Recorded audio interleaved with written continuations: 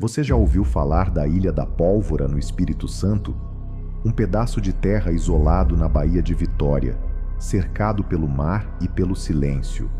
Hoje, a ilha parece apenas um local esquecido pelo tempo, coberto pelo mato e pelas ruínas de construções antigas.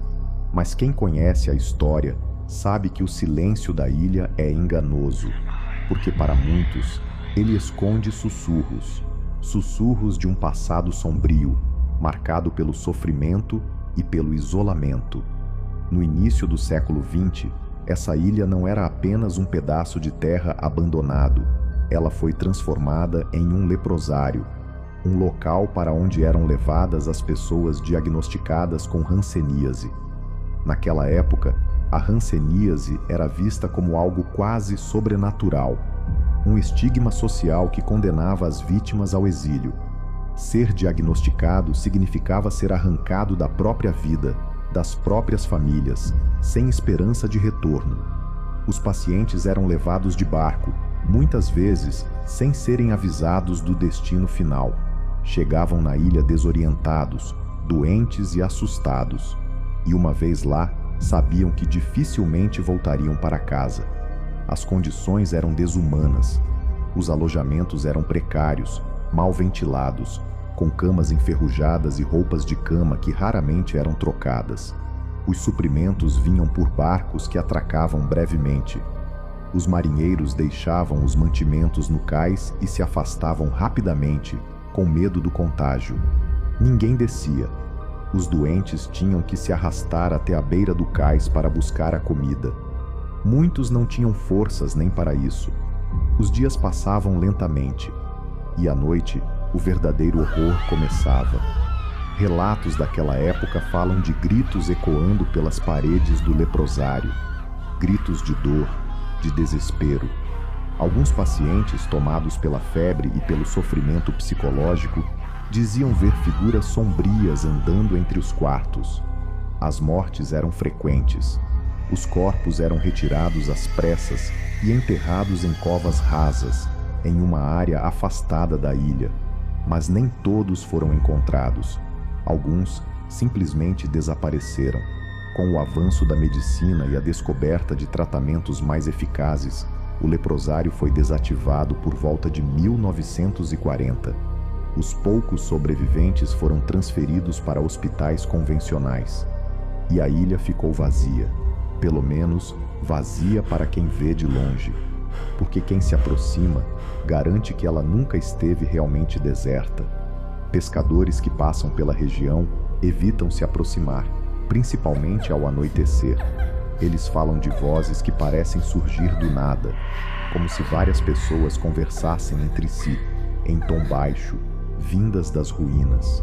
Um desses pescadores, conhecido como Seu Joaquim, contou que certa noite, por volta das 10 horas, seu barco quebrou bem em frente à ilha.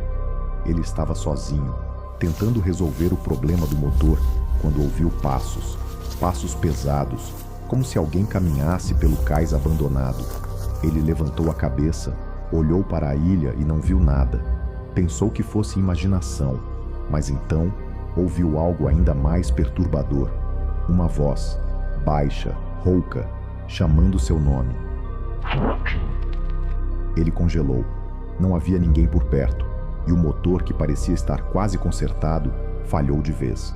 O silêncio voltou, mas não durou muito, porque logo depois ele ouviu outro som, algo caindo na água, como se alguém tivesse se jogado do cais.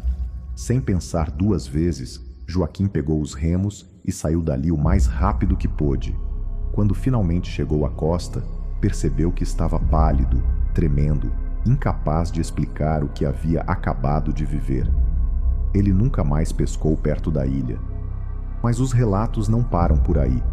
Em 2018, um grupo de exploradores urbanos decidiu visitar a ilha durante o dia. Eles queriam capturar imagens das ruínas para um projeto fotográfico. Tudo parecia normal. Eles caminharam pelos antigos alojamentos, tiraram fotos das paredes cobertas de musgo, das camas enferrujadas, das portas que mal se mantinham de pé. Nada de anormal aconteceu enquanto estavam lá. mas ao revisar as imagens em casa, perceberam algo estranho. Em uma das janelas do antigo hospital havia uma silhueta escura, um contorno humano parado, como se observasse o grupo do lado de dentro.